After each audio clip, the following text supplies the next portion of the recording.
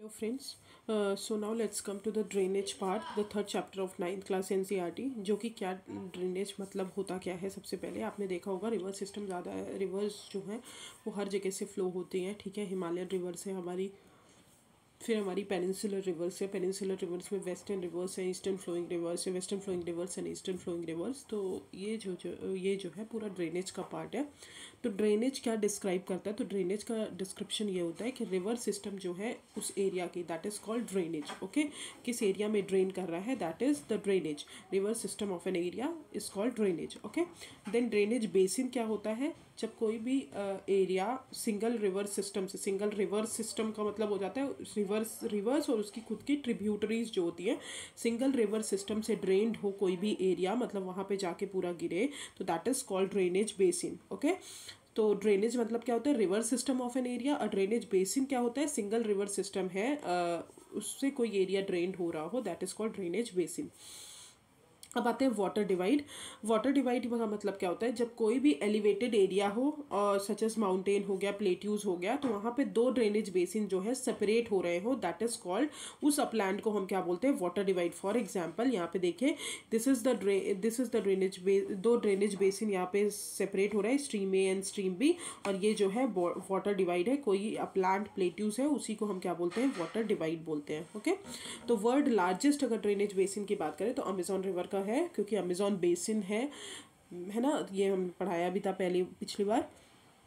River system किसे बोलते हैं, रिवर और उसकी ट्रिब्यूटरीज को मिला के रिवर को रिवर सिस्टम बोलते हैं। Okay, now let's come to drainage system in India.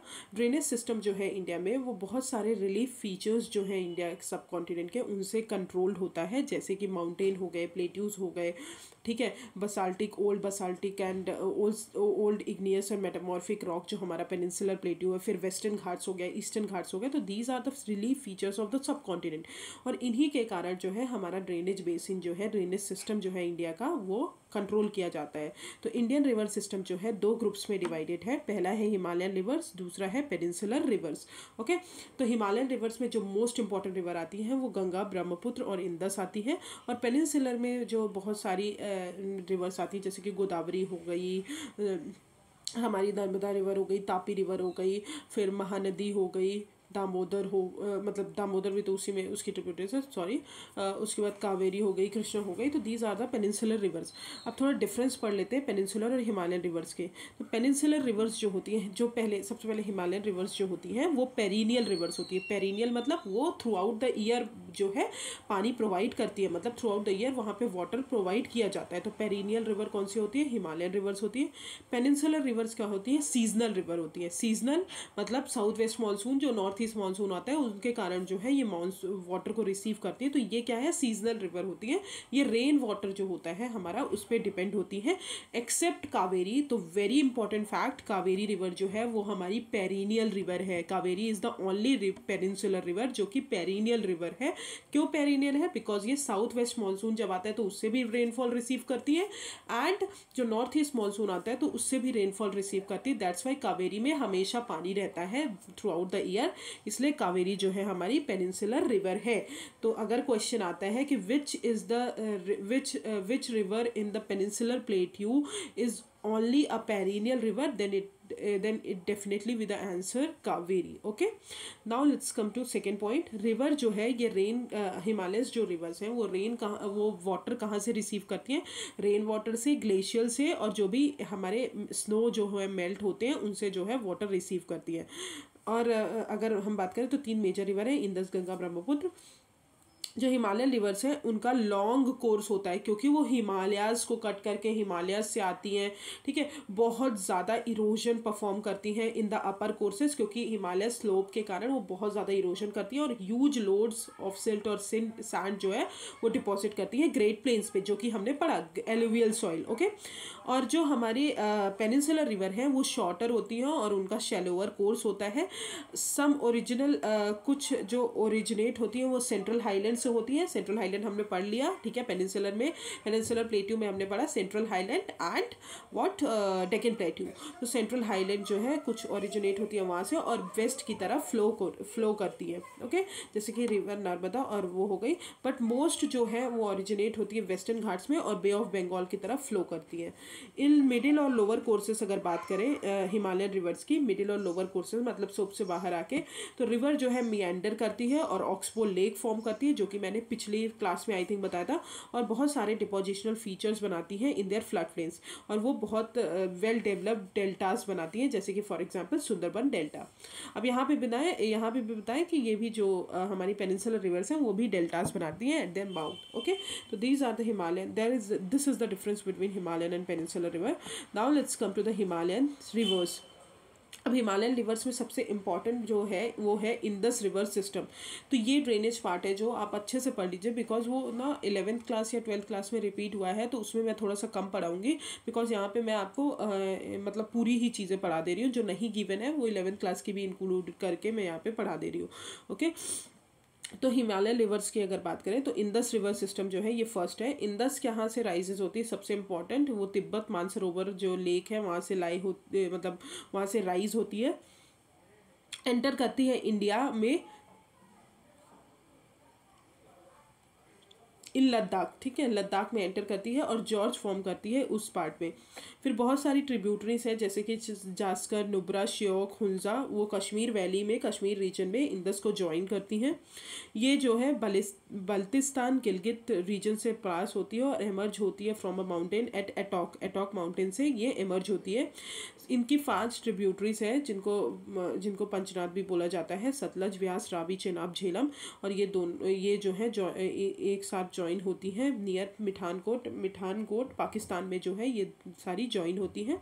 Arabian sea east of Karachi Arabian sea में जाती है और जेंटल स्लोप होता है 2900 kilometre. One of the longest river जो है इन द वर्ल्ड है, दैट इज इंडस, ओके। अब निमोनिक्स क्या याद करने इसकी ट्रिब्यूटरीज की, in June car run bit slow, this is the mnemonics of Indus river system. तो in June car run bit slow, तो इंडस, झेलम, चेनाब, रावी, व्यास, सतलज। तो पहली 3 जो है वो पाकिस्तान के पास है और जो लास्ट 3 है हमारी इंडिया के पास है इन इंडस वाटर ट्रीटी, ठीक है। वो किसमें है, 1960 की ट्रीटी है जिसमें जो है ये इंडस रिवर पे इशू हुआ था रिलेटिंग टू वाटर, ठीक है। तो पाकिस्तान के पास कौन सी है, अपर 3 है, इन जून कार मतलब इंडस, झेलम, चेनाब जो है पाकिस्तान के पास है, और रावी, व्यास, सतलज जो है इंडिया के पास है इंडस वाटर ट्रीटी में। तो जैसे कि यहाँ देखिए इंडस रिवर यहाँ से राइज हो रही है, ठीक है, यहाँ से इंडस रिवर राइज हुई, यहाँ फ्लो हो रही है। फिर उसके बाद वुलर लेक से झेलम रिवर, अभी मैं बताऊंगी कहाँ से राइज हो रही है। तो झेलम यहाँ से है, फिर चेनाब है, फिर रावी है, फिर व्यास है, फिर सतलज है, ओके। तो अभी इस साल 2021 में प्रीलिम्स में क्वेश्चन आया था कि Sutlej, I think Sutlej river पे ही कुछ था, उसका आंसर सतलज था। तो देखिए ब्यास रिवर, सतलज रिवर यहाँ से फ्लो हो रही है और ब्यास रिवर जो टोटली जो ब्यास रिवर है इट इज़ मतलब ये जो है इंडिया में ही फ्लो हो रही है, ओके। और रावी फिर उसके बाद ये झेलम वगैरह को ज्वाइन कर रही है। तो ऐसे छोटे छोटे डायग्राम बनाइए आप जिससे आप अंडरस्टैंड कर सकते हैं, बहुत अच्छी अंडरस्टैंडिंग आपकी बढ़ सकती है, okay. Now let's come to the Jhelum river. Jhelum river कहाँ से ओरिजिनेट होती है, ये ओरिजिनेट होती है वेरीनाग जो लेक है वहाँ से, स्प्रिंग है वहाँ से ओरिजिनेट होती है और ये वुलर लेक में फ्लो करती है और बाउंड्री फॉर्म करती है इंडिया और पाकिस्तान की, ओके।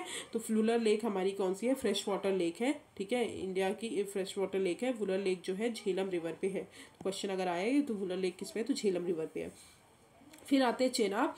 चेनाब जो है ओरिजिनेट होती है एज अ रिवर चंद्र और भागा इन लाहौल स्पीति रीजन जो है हिमाचल प्रदेश का, वहाँ पे रिवर जो है चंद्र भागा वो कट करती है पीर पंजाल रेंज को और रिवर सतलज के साथ मिलती है after taking water of Jhelum और रावी। झेलम और रावी का वाटर लेके चेनाब जो है हमारे रिवर सतलज के साथ मिलती है।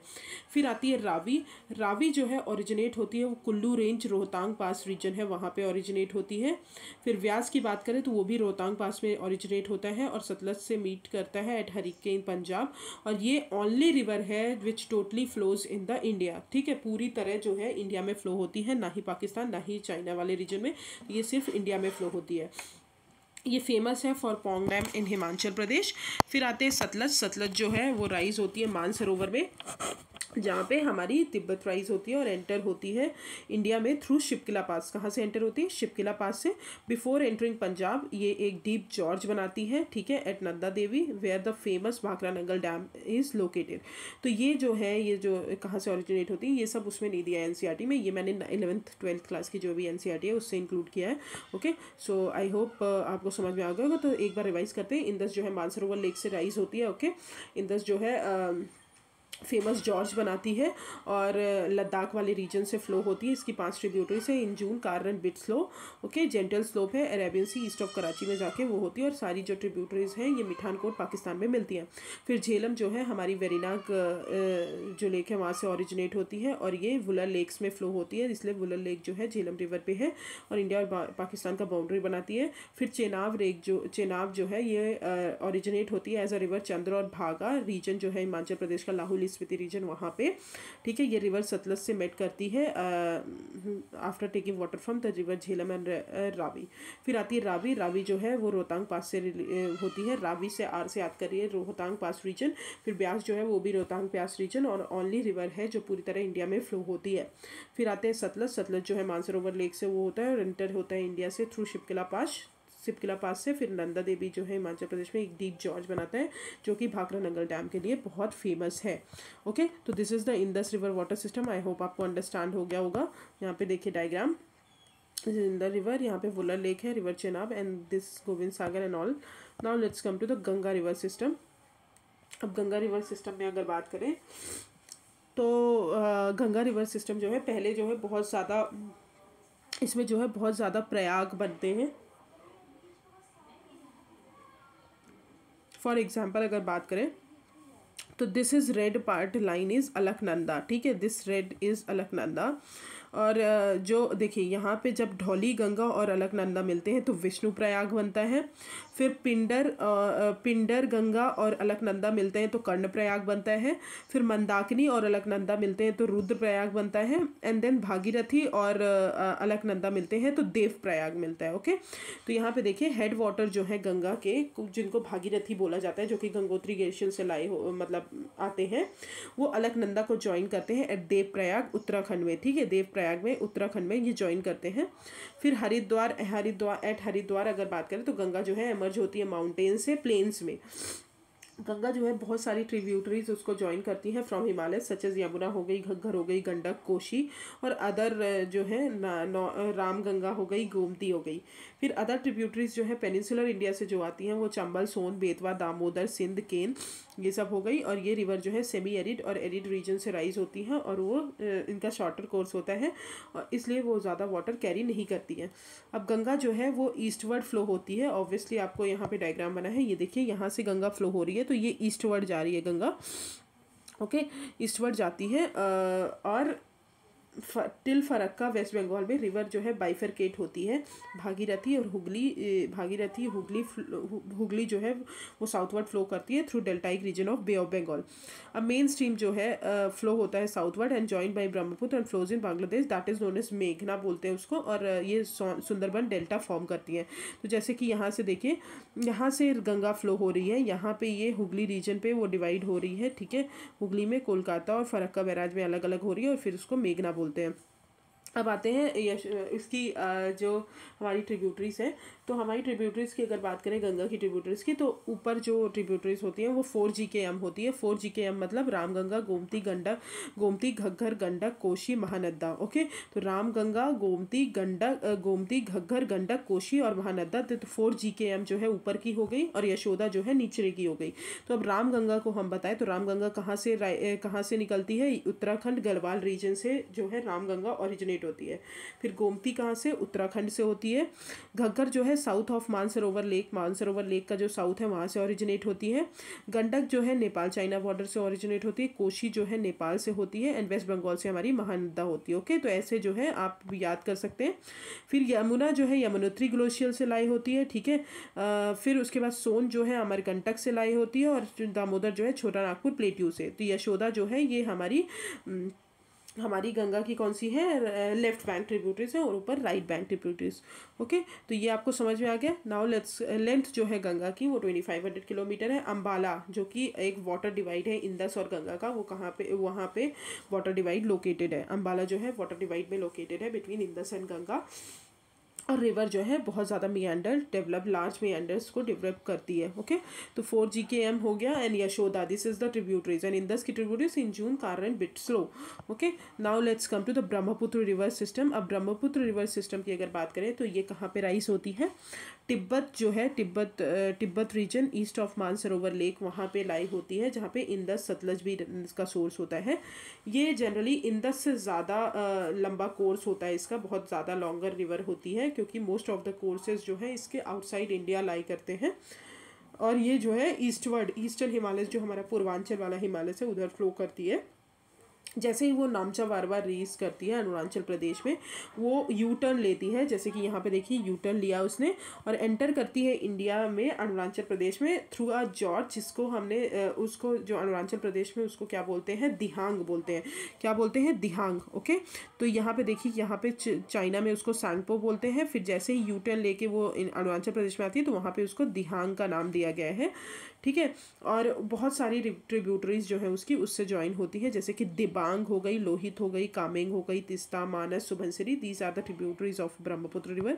फिर इन तिब्बत अगर बात करें, रिवर जो है बहुत स्मॉलर वाटर का वॉल्यूम जो है कैरी करती है और बहुत कम सिल्ट लेती है, बिकॉज वो कोल्ड एरिया है। ठीक है, इन इंडिया जब वो रेनफॉल रिसीव करती है अरुणाचल प्रदेश और इन सब एरिया में, सो ये large volume of water carry करती है और सिल्ट भी, और ब्रेडेड चैनल बनाती है, जिसके कारण जो है रिवराइन आइलैंड फॉर्म होते हैं। ओके, तो now give me the answer of world largest riverine island जो है वो कौन सा आइलैंड है और कौन सी रिवर पे है। तो ये आप मुझे ज़रूर बताएंगे, क्योंकि ये मैंने पिछली क्लास मतलब पिछले वाले चैप्टर में आई थिंक उसमें ही पढ़ाया है। तो ये आप कमेंट सेक्शन में बताइए कि वर्ल्ड लार्जेस्ट रिवराइन आइलैंड कहाँ पे है। ओके, क्या है, मतलब उसका नाम क्या है। Now let's come to the peninsular river. तो ये हो गई हमारी हिमालयन रिवर। अब आते हैं पेनिनसुलर रिवर में। अब पेनिनसुलर में दो टाइप की रिवर्स होती हैं, जो वेस्ट फ्लोइंग करती हैं और ईस्ट फ्लोइंग रिवर। तो वेस्ट फ्लोइंग मतलब जो वेस्ट डायरेक्शन में फ्लो करती हैं, और ईस्ट फ्लोइंग रिवर जो ईस्ट डायरेक्शन में फ्लो करती है। तो वेस्ट में कहाँ पे फ्लो करेंगी, अरेबियन सी में, एंड ईस्ट फ्लोइंग रिवर्स जो होंगी वो बे ऑफ बंगाल में फ्लो करेंगी। तो ये कुछ वेस्ट फ्लोइंग रिवर हैं, नर्मदा, तापी, माही, साबरमती, शारावती, तवा, पुनेरू, पेरियर, पंबा एंड भरतपुजा। तो these are the west flowing river. अब ईस्ट फ्लोइंग रिवर की अगर बात करें तो सुवर्ण रेखा हो गई, ब्राह्मणी हो गई, महानदी, गोदावरी, कृष्णा, पेनोरू, कावेरी, वेलगई।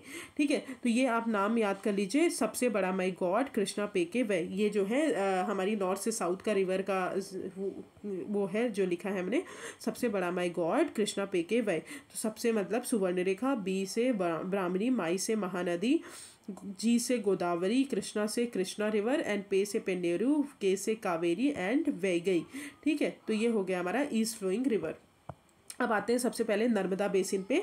तो नर्मदा बेसिन की अगर बात करें तो ये कहाँ से राइज होती है, अमरकंटक हिल जो है मध्य प्रदेश का, वहाँ से राइज होती है। तो याद कर लीजिए कहाँ से राइज होती है, अमरकंटक हिल मध्य प्रदेश से राइज होती है, और ये वेस्ट की तरफ फ्लो करती है, मतलब वेस्ट की तरफ, जैसे कि Amarkantak basin for example, this is the Amarkantak basin. यहाँ से ये है अमरकंटक बेसिन, यहाँ से नर्मदा राइज होती है और वेस्ट की तरफ फ्लो होती है। ओके, तो वेस्ट डायरेक्शन की तरफ फ्लो होती है, और ये रिफ्ट वैली से वेस्ट डायरेक्शन की रिफ्ट वैली में फ्लो होती है, form due to faulting. Rift valley कैसे फॉर्म होती है, ऑब्वियसली मैंने ये आपको जो PMFIS के नोट्स बनाए थे उसमें रिफ्टिंग पढ़ाया था।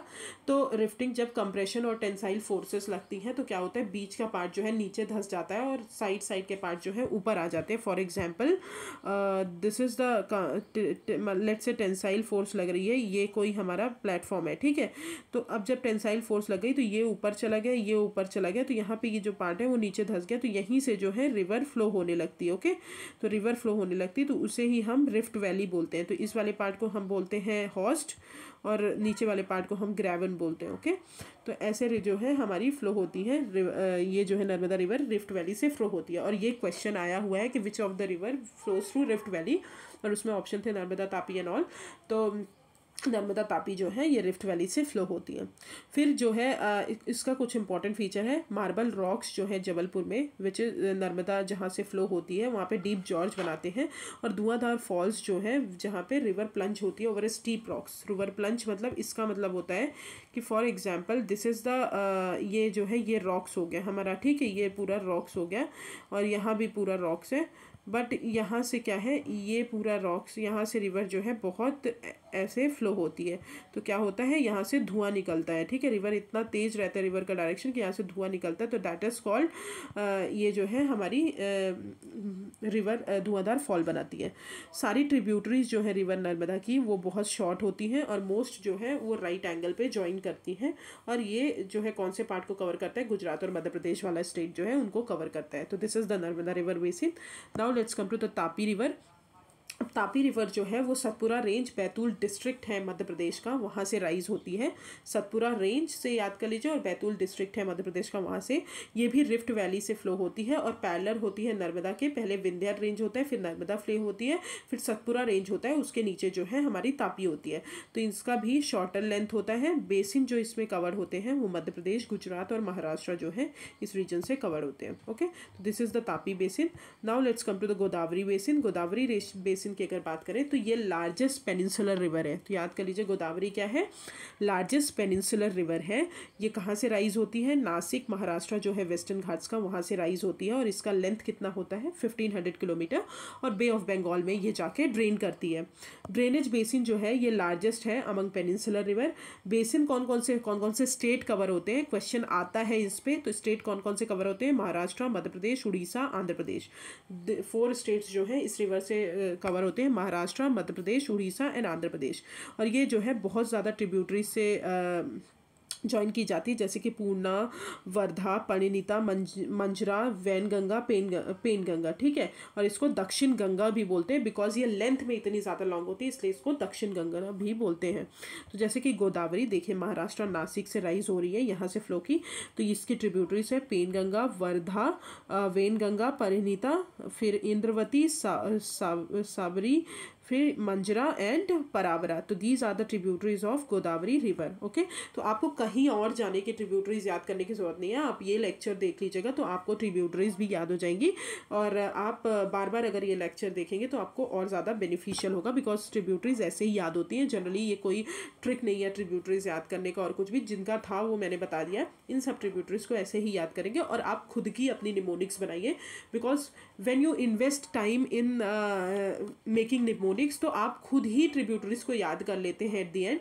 क्योंकि क्या होता है, अब जब दूसरे की निमोनिक्स से पढ़ते हैं तो आपको निमोनिक्स भी नहीं याद रहता है, ट्रिब्यूटरीज तो याद ही नहीं रहती। तो दिस इज़ द जो कि ये मैंने अपनी पढ़ाई में ऑब्जर्व किया है, तो इसलिए मैं अब खुद से निमोनिक्स बनाइए तो उससे याद करिए। Okay, now let's come to the Mahanadi basin. ये कहाँ पे होती है, छत्तीसगढ़ से राइज होती है और उड़ीसा में फ्लो होती है और बे ऑफ बंगाल में रीच करती है। लेंथ जो है रिवर का वो 860 किलोमीटर है और इसका ड्रेनेज बेसिन कौन कौन सा है, महाराष्ट्र, छत्तीसगढ़, झारखंड एंड उड़ीसा। ओके, फिर कृष्णा बेसिन। कृष्णा बेसिन जो है वो राइज होती है स्प्रिंग नियर महाबलेश्वर से राइज होती है, जिसका 1400 किलोमीटर फ्लो है और बे ऑफ बंगाल में जाके मिलती है। तुंगभद्रा, कोयना, घटप्रभा, मूसी, भीमा जो है इसकी ट्रिब्यूटरीज हैं और ये कर्नाटका, महाराष्ट्र, आंध्र प्रदेश को ड्रेन करती है। देखिए यहाँ पे कृष्णा रिवर हो गई, इसकी ट्रिब्यूटरीज है भीमा, मूसी और मुन्नेरू। एंड यहाँ पे बात करें तो इधर की Koyna, Ghataprabha, Malaprabha and Tungabhadra is the tributaries of Krishna river. Now let's come to the Kaveri river. Kaveri river को मैंने बता दिया ओनली पेरिनियल पेनिनसुलर रिवर है इंडिया की बिकॉज ये रेनफॉल रिसीव करती है north east and south west monsoon से। अब राइजेस कहाँ से होती है, ये कहाँ से आती है, ओरिजिनेट होती है ब्रह्मगिरी रेंज जो है वेस्टर्न घाट्स का, वहाँ से ओरिजिनेट होती है। इसकी टोटल लेंथ 760 किलोमीटर होती है। इसकी मेन ट्रिब्यूटरीज हैं कौन कौन सी, देखिए हेमावती, शिश्मा एंड अक्रावती। फिर इधर आएंगे तो लक्ष्मण तीर्थ, कामिनी, भावई, नोयल एंड अमरावती। तो these are the Kaveri basin की जो भी ट्रिब्यूटरीज हैं वो। अब बेसिन ड्रेन कहाँ करता है, केरला, कर्नाटक एंड तमिलनाडु। और ये जो है सेकेंड बिगेस्ट वाटरफॉल बनाता है इंडिया में, जिसको हम शिव समुद्रम फॉल्स बोलते हैं। याद कर लीजिए, सेकेंड बिगेस्ट वाटरफॉल बनाता है जिसको हम शिव समुद्रम फॉल बोलते हैं। और ये हाइड्रो इलेक्ट्रिक जनरेशन के लिए बहुत इंपॉर्टेंट होता है।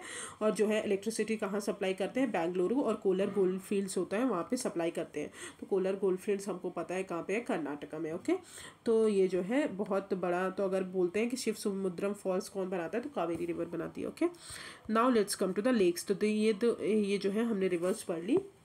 अब हम लेक्स में आते हैं। तो लेक्स जो है, इंडिया जो है बहुत सारी लेक्स बनाता है और वो डिफ़र करती हैं एक दूसरे से। ठीक है, कैसे, साइज़ में हो गया और अदर कैरेक्टरिस्टिक में हो गया। जैसे कि कुछ लेक्स जो है वो परमानेंट लेक है क्योंकि वहाँ पे through out the year water रहता है। कुछ लेक्स जो है वो रेनी सीजन में ही वाटर कंटेन करती हैं, तो वो ड्राई सीजन में वो ड्राई हो जाती हैं। तो कुछ लेक ऐसी होती हैं। कुछ लेक ग्लेशियर्स और आइस फील्ड से बनती है और कुछ लेक्स जो है ह्यूमन एक्टिविटीज़ की वजह से ही बनती हैं। तो अगर बात करें, most of the fresh water lake हैं वो ऑब्वियसली कहाँ पे होंगी, हमारे हिमालयन रीजन में, क्योंकि ग्लेशियर मेल्ट होता है तो वहाँ पे फ्रेश वाटर जो है सप्लाई रहता है और दे आर ग्लेशियर ओरिजिनेटेड। तो they form when glacier melt. तो फॉर एग्जांपल वुलर लेक जो है जम्मू एंड कश्मीर में, ये लार्जेस्ट फ्रेश वाटर लेक है इंडिया की। याद कर लीजिए, वुलर लेक जो है ये टेक्टोनिक एक्टिविटी से फॉर्म हुआ है, बट जम्मू कश्मीर में है और लार्जेस्ट फ्रेश वाटर लेक है इंडिया की। तो अभी थोड़ी देर पहले मैंने बताया था कि वुलर लेक कौन सी रिवर पे सिचुएटेड है। तो आप मुझे ये कमेंट सेक्शन में ज़रूर बताइएगा। फिर अदर लेक्स की अगर बात करें तो जैसे दाल लेक हो गए, भीमताल, नैनीताल, लोकतक और Barapani, these are the fresh water lake. But largest fresh water lake कौन सी है इंडिया की, हमारी वुलर लेक जम्मू एंड कश्मीर में है। याद कर लीजिए, टेक्टोनिक एक्टिविटी से बनी है। Okay, apart from natural lake की अगर बात करें तो देयर आर अदर लेक्स जो कि ह्यूमन मेड होती हैं। For example Guru Govind Sagar. Okay, अब इंपॉर्टेंस ऑफ लेक क्या होता है, ऑब्वियसली ह्यूमन बींग्स को बहुत ज़्यादा इंपॉर्टेंट होता है। वाटर के फ्लो को रेगुलेट करते हैं, फ्लडिंग को प्रिवेंट करते हैं, हाइडल पावर को जनरेट करते हैं कि इलेक्ट्रिसिटी जनरेट हो जाए, एक्वेटिक इकोसिस्टम को सपोर्ट करते हैं और नेचुरल ब्यूटी और टूरिज्म को एनहांस करते हैं। फिर आते हैं role of rivers in the economy. अगर बात करें तो ह्यूमन एक्टिविटीज़ के लिए एसेंशियल होते हैं। इंडस्ट्रीज़ हो गई, फैक्ट्रीज सेटअप करनी है, एग्रीकल्चर के लिए हो गया, ठीक है, इरीगेशन के लिए, नेविगेशन, हाइड्रो पावर जनरेशन के लिए। तो इन सब के लिए हमारा रिवर्स जो है इकोनॉमी में भी यूज़ होता है। अब रिवर पॉल्यूशन की बात करें तो रिवर पॉल्यूट कैसे होती है। तो आपको पता है कि पॉपुलेशन ग्रो हो रही है, जिसके कारण डिमांड भी ग्रो हो रही है regarding the domestic, municipal, industrial और एग्रीकल्चर चीज़ों के लिए डिमांड इंक्रीज़ हो रही है, जिसके कारण वाटर की डिमांड ज़्यादा इंक्रीज़ हो रही है। तो क्वालिटी जो है वाटर की वो इफेक्ट हो रही है एट दी एंड, और मोर वाटर जो है, जो भी गंदा वाटर है वो ड्रेन्ड हो रहा है रिवर में, और जिसके कारण वॉल्यूम, मतलब जो भी वाटर जो है एक्सट्रैक्ट किया जा रहा है रिवर से इन सब चीज़ों के लिए, तो उसके कारण हमारे रिवर में जो है वाटर की वॉल्यूम है वो डिक्रीज़ हो रही है। बट उसी टाइम पे अगर बात करें तो जो भी वाटर का वॉल्यूम तो डिक्रीज़ हो रहा है, उसके साथ साथ क्या हो रहा है, हैवी लोड, अनट्रीटेड सीवेज, ठीक है, जो भी वेस्ट जनरेट हो रहा है वो इन टर्न फ्लो हो रहा है हमारे रिवर में, जिसके कारण क्वालिटी जो है वाटर की पूरी तरह डिटेरिएट हो रही है। ओके, तो जैसे कि फॉर एग्जांपल गंगा रिवर और यमुना रिवर। तो गंगा रिवर के लिए बहुत सारे प्रोग्राम्स गवर्नमेंट ने बनाए हैं। यमुना रिवर आपने देखा होगा ताजमहल का अभी पीला पीला हो रहा है, तो बिकॉज ऑफ वो पॉल्यूशन के कारण हो रहा है, जो यमुना रिवर में पॉल्यूशन है। Okay, so this is the river pollution. Now let's come to the question. I hope आपको ये पूरा चैप्टर समझ में आ गया होगा। Now let's come to the question. तो river Narmada has its source at, कहाँ पे है, अमरकंटक में उसका सोर्स है। Which one of the following lakes is a salt water lakes. Obviously salt water lake कौन सी है, सांबर, ठीक है, कौन सी है, Sambhar is the salt water lake. Which one of the following is the longest river of peninsular India. Longest river जो है पेनिनसुलर इंडिया की कौन सी है, अभी हमने पढ़ा है, कौन सी है, Godavari is the largest river of peninsular India. Which one of the following rivers flow through a rift valley. तो ऑब्वियसली कौन सी है, तापी। ओके, तो सांबर रिवर जो है ये सांबर जो है लेक, ये हमारा राजस्थान वाले एरिया में सिचुएटेड है, और वो हमारा हमने पढ़ा है कि वो इंडियन डेजर्ट है, वहाँ पे एवोपरेशन ज़्यादा होता है, पानी बहुत कम होता है। तो लार्जेस्ट सॉल्ट वाटर लेक कहाँ पे सिचुएटेड होगी, ऑब्वियसली राजस्थान में, that is called Sambhar lake. Okay, now let's come to the climate chapter. अब क्लाइमेट जो है इंडिया का, ये थोड़ा बड़ा चैप्टर है, तो इसको थोड़ा और अच्छे से पढ़ते हैं और थोड़ा वास्ट में पढ़ते हैं। क्लाइमेट जो है क्या होता है, जो कि क्लाइमेट और वेदर में डिफरेंस मैंने आई थिंक हर क्लास में ही बताया है। तो क्लाइमेट क्या होता है, सम टोटल होता है वेदर कंडीशन का, जो लॉन्गर पीरियड में हम देखते हैं, that is called climate. Weather क्या होता है, जो डे टू डे सिस्टम में, day to day at any point of time उस पर देखते हैं, दैट इज कॉल्ड वेदर। ये जो है एलिमेंट्स जो है ये बहुत कॉमन होते हैं मतलब बहुत एलिमेंट्स जो होते हैं इनके क्लाइमेट और वेदर के, ये बहुत ही कॉमन होते हैं, जैसे कि टेम्परेचर हो गया, प्रेशर हो गया, रेनफॉल हो गया, विंड हो गई और ह्यूमिडिटी हो गई। अब क्लाइमेट ऑफ इंडिया की बात करें तो इंडिया का क्लाइमेट हमने पहले ही पढ़ा है अर्लियर क्लासेस में कि मॉनसून टाइप ऑफ क्लाइमेट होता है, और ये क्लाइमेट जो है साउथ ईस्ट और साउथ ईस्ट एशिया में मिलता है हमको। बट यहाँ पे रीजनल वेरिएशंस भी होते हैं क्लाइमेटिक कंडीशन में। ओके, तो रीजनल वेरिएशंस भी कैसे कैसे होते हैं देख लेते हैं। फॉर एग्जांपल अगर बात करें तो इन समर्स की बात करें तो टेम्परेचर जो है ये 50 डिग्री सेल्सियस होता है राजस्थान में, बिकॉज ऑफ इंडियन डेजर्ट, मैंने बताया वहाँ पे रेनफॉल रिसीव नहीं होती। और 20 डिग्री सेल्सियस होता है जम्मू एंड कश्मीर में, बिकॉज ऑफ कोल्ड रीजन। अगर विंटर की बात करें तो टेम्परेचर जो है -45 डिग्री सेल्सियस होता है जम्मू कश्मीर द्रास में, और 22 डिग्री सेल्सियस होता है त्रिवेंद्रपुरम में। तो इसके कारण तो आपने देखा कि रीजनल वेरिएशंस भी ऐसे ही होते हैं। बट प्रिसिपिटेशन में भी वेरिएशंस होते हैं, जैसे कि हिमालयस में अगर प्रिसिपिटेशन हो रहा है तो वो स्नोफॉल हो रहा है, but rest of the country में वो रेन की तरह हो रहा है। ओके, पीपीटी जैसे ही मेघालय रीजन में 400 सेंटीमीटर होते हैं, राजस्थान में हमारा लेस देन 10 सेंटीमीटर होता है। ओके, तो दिस इज़ द क्लाइमेट का ये पार्ट। एंड मोस्ट पार्ट जो है इंडिया का वो रिसीव करता है rainfall in June to September, जो कि साउथ वेस्ट मानसून में आता है। बट सम पार्ट जो है जैसे कि तमिलनाडु हो गया, वो लार्ज पोर्शन ऑफ रेन कब रिसीव करता है, अक्टूबर से नवंबर, जब नॉर्थ ईस्ट मानसून आता है।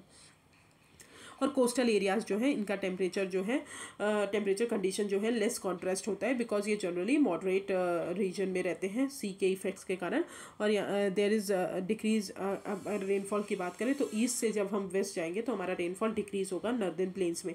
तो ये जो है ये आप आगे पढ़ेंगे, सीजन्स जब पढ़ेंगे तो नॉर्दर्न प्लेन्स में ईस्ट टू वेस्ट जाएंगे तो हमारा जो रेनफॉल है वो डिक्रीज होगा।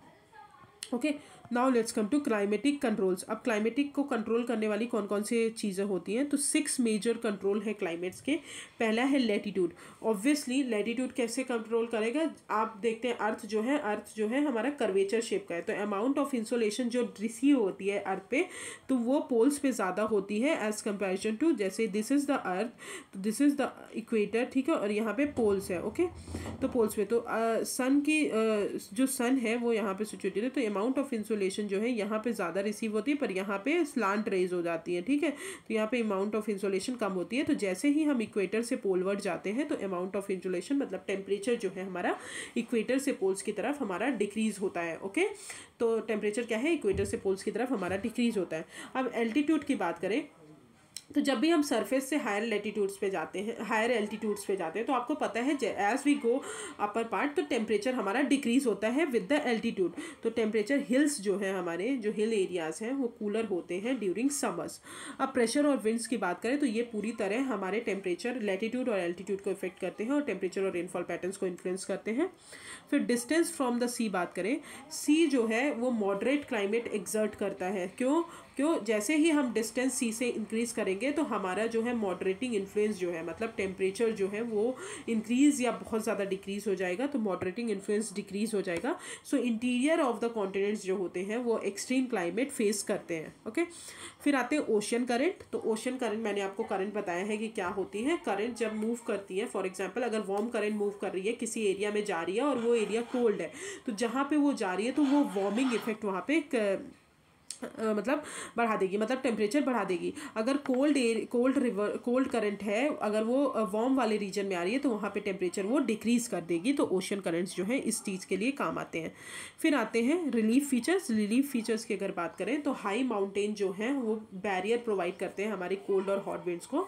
फॉर एग्जाम्पल हिमालयस जो है मेडिटेरेनियन सी से जो भी कोल्ड विंड्स आती हैं उनके लिए जो है एक बैरियर टाइप का होता है, तो नॉर्दर्न प्लेन्स में हमारे कम विंड्स आ पाती हैं, तो उस तरह रिलीफ फीचर्स भी हेल्पफुल होते हैं for the control of climate. Okay, so this is the तो क्लाइमेट कंट्रोल क्या क्या होता है, relief features, latitude, altitude, pressure winds, distance from the sea and ocean current. Okay, ये समझ में आ गया आपको।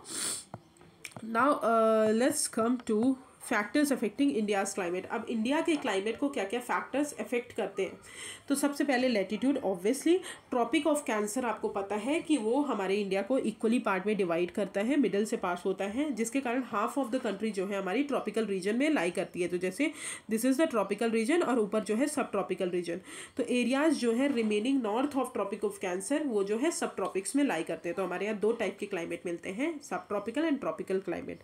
ओके, और ऊपर जाएंगे तो हमारा टेम्परेट वाला भी मिलता है, बिकॉज वो थोड़ा बहुत टेम्परेट रीजन में चला जाता है। फिर आते हैं एल्टीट्यूड वेरिएशन की अगर बात करें, तो इंडिया जो है माउंटेन है, इंडिया में माउंटेन्स है नॉर्थ में जो कि 6000 मीटर एलिवेशन है उनका। इंडिया जो है वास्ट कोस्टल प्लेन है 30 मीटर का। हिमालयस जो है ये प्रिवेंट करते हैं कोल्ड विंड जो भी सेंट्रल एशिया से आती हैं इंडिया में एंटर होने से वो प्रिवेंट करते हैं।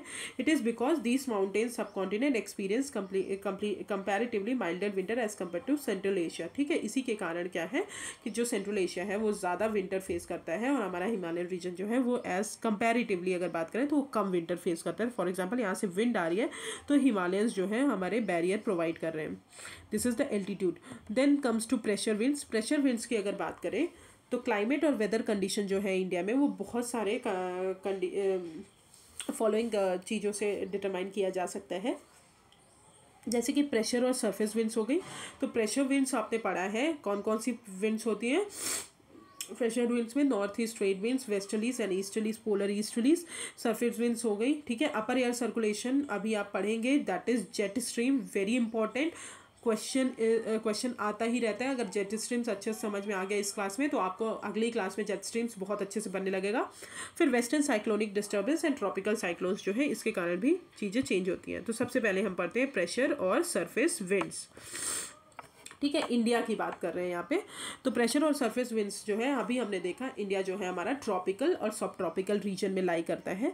तो इंडिया जो है लाई कहाँ पे करता है, नॉर्थ ईस्ट ट्रेड विंड्स जहाँ से आती है वहाँ से लाई करता है। कैसे, जैसे इक्वेटोरियल लो प्रेशर बेल्ट है यहाँ पे और सब ट्रॉपिकल हाई प्रेशर बेल्ट है। तो ये this is called north east trade winds. हमने बताया था कि अर्थ जो है वेस्ट टू ईस्ट मूव करता है, तो कोरियोलिस फोर्स के कारण हमारी जो है वो राइट डायरेक्शन में फ्लो करती है इन नॉर्दर्न हेमिस्फीयर और लेफ्ट डायरेक्शन में फ्लो करती है हमारी जो विंड्स है in the southern hemisphere. Okay, तो नॉर्थ ईस्ट ट्रेड विंड्स में तो इंडिया जो है वो लाई करता है किस रीजन में, नॉर्थ ईस्ट ट्रेड विंड्स में लाई करता है।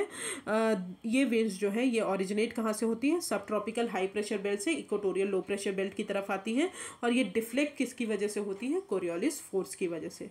ठीक है, कोरियोलिस फोर्स की वजह से ये राइट डिफ्लेक्ट होती है in northern hemisphere and left deflect होती है इन सदर्न हेमिस्फीयर। इसी के कारण एज दीज विंड जो है ये सब ट्रॉपिकल हाई प्रेशर बेल्ट से आ रही है तो वहाँ पे ओशियंस की ज़्यादा कमी होती है, लैंड सरफेस ज़्यादा होता है, जिसके कारण ये लेस मॉइस्चर कंटेन करेगी। और वो क्यों लेस मॉइस्चर कंटेन करें, because they originate in land, और ये जो है बहुत कम या फिर बिल्कुल रेन जो है नहीं प्रोवाइड करेगी हमारे उस रीजन को। अब आते हैं कोरियोलिस फोर्स जो है ये कैसे बनता है। कोरियोलिस फोर्स एक फोर्स है, इमेजिनरी फोर्स टाइप का है, जो कि ओरिजिनेट होता है, जो कि कॉज किसके वजह से होता है, अर्थ के रोटेशन के कारण जो है ये फोर्स ओरिजिनेट होता है। ये जो है किसके लिए रिस्पॉन्सिबल है, जो हमारी विंड्स आ रही हैं उनके डिफ्लेक्शन के लिए रिस्पॉन्सिबल है। डिफ्लेक्शन मतलब उनके मूवमेंट के लिए ये डिफ्लेक्शन के लिए रिस्पॉन्सिबल है towards right in the northern hemisphere and left in the southern hemisphere, और उसी को फेरल लॉ भी बोला जाता है। बट प्रेशर और विंड कंडीशन की बात करें इंडिया में वो बहुत यूनिक है। For example during winter and during summer में हम देख लेते हैं। तो ड्यूरिंग विंटर जो है हम देखते हैं हमारे जो हिमालयस का नॉर्थ पोर्शन हो जाता है वहाँ पे टेम्परेचर लो हो जाता है, जिसके कारण जब मतलब जैसे ही विंड ऊपर जाएगी तो वहाँ पे हाई प्रेशर जनरेट होता है, बिकॉज विंड वहाँ से ऊपर चली गई तो वहाँ पे रेयर एंड मीडियम हो गया तो हाई प्रेशर वहाँ पे जनरेट हुआ। और लो प्रेशर कहाँ पे हो गया, वो जो इंडियन ओशंस है साउथ में वहाँ पे जो है लो प्रेशर होता है, जिसके कारण जो है विंड किधर से मूव करती है, as we know high pressure से लो प्रेशर की तरफ। तो कोल्ड ड्राई विंड्स जो है वो हिमालय से किधर मूव करती है, साउथ इंडियन ओशन की तरफ मूव करती है। अब ऐसे ही समर्स की बात करें तो हमारा लो प्रेशर होता है एशिया और नॉर्थ वेस्ट इंडिया में और हाई प्रेशर होता है सदर्न ओशन में। तो एयर जो है मूव करती है from south Indian Ocean to south east direction, जिसके कारण जैसे ही इक्वेटर क्रॉस होती है तो वो टर्न होती है right in the northern hemisphere over Indian subcontinent, तो known as south west monsoon winds. ठीक है, जैसे कि फॉर एग्जाम्पल ठीक है, this is the equator, this is the equator. ठीक है, यहाँ पे हमारा कहीं ये ऐसा है। ठीक है, यहाँ से जो विंड्स आ रही है तो यहाँ पे हाई प्रेशर हो गया और यहाँ पे कहीं लो प्रेशर है। ठीक है, यहाँ से विंड आ रही है तो ये ऐसे ऐसे मूव हो रही है, साउथ वेस्ट डायरेक्शन में है। ठीक है, ये किधर है, साउथ वेस्ट डायरेक्शन में। जैसे ही ये इक्वेटर को क्रॉस करती हैं तो ये ऑब्वियसली इक्वेटर के किधर मूव करती हैं, नॉर्दर्न हेमिस्फीयर में राइट में मूव करती हैं, तो ये ऐसे डायरेक्शन में मूव करने लगती हैं। तो इसीलिए इनको हम बोलते हैं साउथ वेस्ट मानसून विंड्स जो है वो रेनफॉल ब्रिंग करती है इंडियन सब कॉन्टिनेंट में। Okay, now let's come to upper air circulation. तो हमने पढ़ लिया प्रेशर विंड्स और ये अब अपर एयर सर्कुलेशन में हम जेट स्ट्रीम्स पढ़ते हैं। तो अपर एयर सर्कुलेशन में सबसे इंपॉर्टेंट पार्ट है दैट इज जेट स्ट्रीम्स। और अपर एयर सर्कुलेशन डोमिनेट किससे होता है, वेस्टर्ली फ्लो विंड्स जो है, वेस्टर्ली फ्लो इसलिए नाम दिया गया है क्योंकि वेस्टर्न डायरेक्शन से फ्लो हो रही है, इसलिए वेस्टर्ली फ्लोज। अब व्हाट इज जेट स्ट्रीम, अब जेट स्ट्रीम क्या होती है, बहुत इंपॉर्टेंट है। बहुत लोगों को डेफिनेशन ही नहीं आती जेट स्ट्रीम की कि क्या होता है, तो डेफिनेशन आपको पता होनी चाहिए। ये क्या है, एक नैरो बेल्ट है, मतलब नैरो मतलब बहुत ही पतली बेल्ट है जो कि हाई एल्टीट्यूड रीजन, मतलब मोर देन 12,000 मीटर जो रीजन होता है वहाँ से वेस्टर्न डायरेक्शन में फ्लो हो रही है in troposphere, that is called jet stream. तो जेट स्ट्रीम कहाँ फ्लो होती है, सबसे पहली बात ट्रोपोस्फेयर में फ्लो होती है। बहुत लोग बोलते हैं स्ट्रेटोस्फेयर, किसी को पता नहीं कि एटमॉस्फेयर के कौन से, तो हमने देखा था सारे वेदर कंडीशन जो है हमारे ट्रोपोस्फेयर में ही अकर करते हैं। तो हमारी जो जेट स्ट्रीम है वो ट्रोपोस्फेयर में मूव करती है और ये नैरो बेल्ट होती है हाई एल्टीट्यूड वाले रीजन पे, और ये वेस्ट डायरेक्शन से फ्लो करती है, that is called westerly wind. ठीक है, स्पीड्स जो है इनकी बहुत हाई होती है। समर्स में इनकी 100 किलोमीटर पर आवर होती है और विंटर में 184 किलोमीटर होती है। तो 184 किलोमीटर, तो अगर क्वेश्चन आता है कि जेट स्ट्रीम जो है हाईएस्ट कहाँ पे फ्लो करती है, तो ऑब्वियसली हाई एल्टीट्यूड वाले रीजन में, मतलब हाई लैटिट्यूड वाले रीजन में जो हमारी जेट स्ट्रीम है वो ज़्यादा तेज़ी से फ्लो करेंगे, बिकॉज वहाँ पे जाते जाएंगे तो हमारा टेम्परेचर डिक्रीज होता जाएगा। Okay, number of number of बहुत सारी सेपरेट जेट स्ट्रीम आइडेंटिफाई की गई है, बट मोस्ट कांस्टेंट जो जेट स्ट्रीम होती है वो मिड लैटिट्यूड एंड सब ट्रॉपिकल जेट स्ट्रीम होती है। ओके, मिड लैटिट्यूड एंड सब ट्रॉपिकल जेट स्ट्रीम होती है। तो जेट स्ट्रीम समझ में आ गया। अब ये जेट स्ट्रीम जो है ये कहाँ पे लोकेटेड होती है, 27 डिग्री टू 30 डिग्री लैटिट्यूड जो है नॉर्थ, वहाँ पे लोकेटेड होती है, मतलब ट्रॉपिक ऑफ कैंसर के बियॉन्ड। फिर इन्हीं को हम क्या बोलते हैं, सब ट्रॉपिकल वेस्टर्ली जेट स्ट्रीम। ठीक है, क्या बोलते हैं, सब ट्रॉपिकल वेस्टर्ली जेट स्ट्रीम। अब इसके दो ब्रांचेस होते हैं, एक जो है साउथ ऑफ हिमालयस फ्लो होती है और एक जो है, क्यों दो ब्रांचेस में डिवाइड हो जाती है, बिकॉज जो हिमालयस का रीजन है वो दो पार्ट में उसको डिवाइड कर देता है। आती तो वो एक ही पार्ट में सब tropical westerly jet stream, but Himalayas में टकराने के बाद वो दो पार्ट में डिवाइड होती है। वन जो है वो साउथ, हिमालयस के साउथ में फ्लो करती है जो कि हमारा पूरा नॉर्दर्न इंडिया आ जाता है, और ये ऑलमोस्ट द ईयर फ्लो करती है एक्सेप्ट इन समर, क्योंकि समर में क्या होती है, ये विंड डिसअपियर हो जाती है बिकॉज ऑफ वहाँ पे लो प्रेशर, क्योंकि अपरेंट मूवमेंट जो होता है हमारे सन का उसके कारण। और अदर पार्ट जो है नॉर्थ ऑफ हिमालयस, ये जो है almost throughout the year जो है मूव करती है। Okay, now let's come to the western cyclonic disturbance and tropical cyclones. अब वेस्टर्न साइक्लोनिक डिस्टर्बेंस, तो अभी हमने बोला कि सब ट्रॉपिकल वेट जेट स्ट्रीम जब आती है तो ये जो है सीजन आती है। तो वेस्टर्न साइक्लोनिक डिस्टर्बेंस जो है ये नॉर्थ और नॉर्थ वेस्ट पार्ट जो है इंडिया का, वो कंट्री का, वो एक्सपीरियंस करता है हमारा वेस्टर्न साइक्लोनिक डिस्टर्बेंस। ये कौन लाती हैं, ऑब्वियसली सब ट्रॉपिकल वेस्टर्ली जेट स्ट्रीम लाती हैं। इन समर्स में बात करें तो सब ट्रॉपिकल वेस्टर्ली जेट स्ट्रीम जो है वो नॉर्थ ऑफ हिमालयस मूव कर जाती है। क्यों, सदर्न पार्ट जो है सब ट्रॉपिकल वेस्टर्ली जेट स्ट्रीम का वो हिमालयस के नॉर्थ में मूव कर जाती है। क्यों, क्योंकि हमारा सन भी ऐसे ही मूव करता है। तो मैंने आपको बताया था कि सन जो है, सन जैसे जैसे मूव करता है, तो सन जैसे ऊपर जाता है फिर नीचे आता है ट्रॉपिक ऑफ कैप्रिकॉर्न के पास, तो ऐसे ही सन मूवमेंट करता है। तो जैसे ही सन नॉर्दर्न प्लान के पार्ट की तरफ जाता है, मतलब इक्वेटर के नॉर्दर्न हेमिस्फीयर की तरफ जाता है, तो वैसे वैसे हमारी सब ट्रॉपिकल वेस्टर्ली जेट स्ट्रीम का जो सदर्न पार्ट है वो धीरे धीरे नॉर्दर्न इंडिया से डिसअपियर होने लगता है, और उसके कारण ही हमारी एक ईस्टर्ली सब tropical easterly jet stream develop होती है, जो कि पेनिनसुलर इंडिया पे ब्लो होती है around 14 degree north latitude during summer. ठीक है। इसी के कारण हमारी कौन सी जेट स्ट्रीम डेवलप होती है, ट्रॉपिकल ईस्टर्ली जेट स्ट्रीम। अब विंटर की बात करें तो सब ट्रॉपिकल वेस्टर्ली जेट स्ट्रीम जो है वो पूरी तरह इंडिया में, नॉर्दर्न इंडिया में with average movement of the sun, क्योंकि सन जो है 22 दिसंबर को उधर ज़्यादा लगता है ट्रॉपिक ऑफ कैप्रिकॉर्न में, तो इसके कारण जो है हमारा जो है सदर्न पार्ट जो है सब ट्रॉपिकल वेस्टर्ली जेट स्ट्रीम का वो भी नीचे आने लगता है, तो सब ट्रॉपिकल ईस्टर्ली जेट स्ट्रीम जो है वो डिसअपियर हो जाती है। ओके, तो यहाँ पे आई थिंक डायग्राम मैंने बनाया होगा, कहाँ पे बनाया है, वेट अ सेकेंड, कहाँ पे बनाया है, चलिए मैं आपको दिखाती हूँ उसके बाद, ठीक है, जब आगे पढ़ेंगे। अब कुछ फॉलोइंग फैक्ट्स हैं जो कि मॉनसून के रिगार्डिंग है, जो कि बहुत इंपॉर्टेंट है, आपको पता होने चाहिए, उसके बाद ही हम साउथ वेस्ट मॉनसून और ये सब समझ पाएंगे। तो जो फॉलोइंग फैक्ट्स हैं रिगार्डिंग मॉनसून, तो सबसे पहला तो है differential heating of cooling of land and water. तो आपको पता होगा लैंड जो है वो हमारा जल्दी कूल भी होता है और जल्दी गर्म भी होता है, पर वाटर जो है वो धीरे धीरे गर्म होता है और धीरे धीरे कूल भी होता है, ये तो आपको पता है, जिसके कारण जो है हमारा लो प्रेशर जनरेट होता है लैंड मास पे, और कंपैरेटिवली अगर बात करें सीज में भी लो प्रेशर होगा। फॉर एग्जांपल अगर एक लैटिट्यूड पे जनरेटेड है, एक लैटिट्यूड पे सिचुएटेड है लैंड और ओशियंस, तो लैंड पे भी लैंड पे हमारा लो प्रेशर रहेगा और ओशियंस पे भी लो प्रेशर रहेगा। पर अगर कंपैरेटिवली हम बात करें, मतलब दोनों को मिला के, तो लैंड पे जो लो प्रेशर है वो हमारा ज़्यादा लो प्रेशर रहेगा और ओशियंस पे हमारा कम लो प्रेशर रहेगा, जिसके कारण हम ओशियंस को एज अ हाई प्रेशर मान लेते हैं और हमारे लैंड को हम लो प्रेशर मान लेते हैं। तो क्या होता है कि हाई प्रेशर से लो प्रेशर की तरफ विंड जाती है, तो इस तरह से जो है हीटिंग और कूलिंग होती है लैंड और वाटर की। ओके, तो आपको समझ में आ गया, land for example this is the land, this is the sea, और हाई प्रेशर सी पे डेवलप है, लो प्रेशर लैंड पे डेवलप है, तो विंड जो है हाई प्रेशर से लो प्रेशर की तरफ आएंगी। फिर आते हैं शिफ्ट पोजीशन, सेकंड जो पॉइंट है shift of position of ITCZ। What is ITCZ, सबसे पहले ये हमको पता होना चाहिए। तो ITCZ क्या होता है, इंटरट्रॉपिकल कन्वर्जेंस जोन होता है।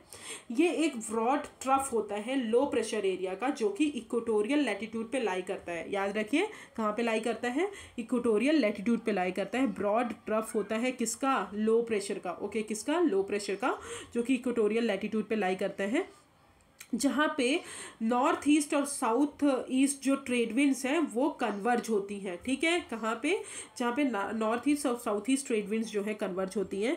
ये जो है मोर और लेस पैरेलल होता है इक्वेटर के, बट ये नॉर्थ साउथ मूव करता है with the apparent movement of sun. जैसे सन मूव करता है नॉर्थ में, वैसे ये भी मूव करता है और वैसे ये भी मूव करता है। जैसे इसको एक मानसून ट्रफ भी बोला जाता है। क्या बोला जाता है, इसको मानसून ट्रफ भी बोला जाता है।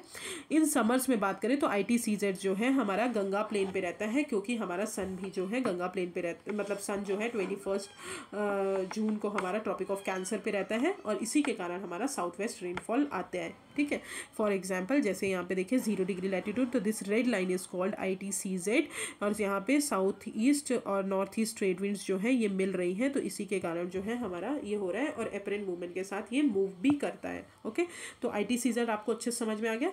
Now let's come to high pressure area over east of Madagascar.